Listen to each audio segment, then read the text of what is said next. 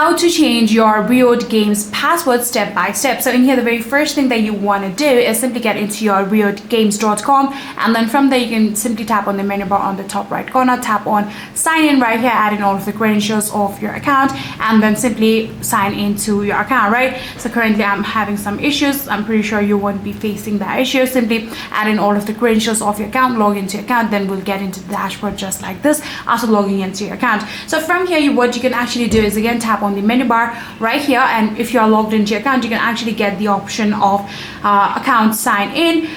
Simply tap on that option, and then from there you can actually get the change password or edit icon next to your current password, right? So simply tap on that icon, and then from there you'll actually be able to enter your current password and then input your new password and then retype it in order to confirm it, and then you'll be able to tap on save changes, and just like that you'll successfully be able to change your Riot Games password. So if you guys do have any further queries, then please let me know in the comment section down below.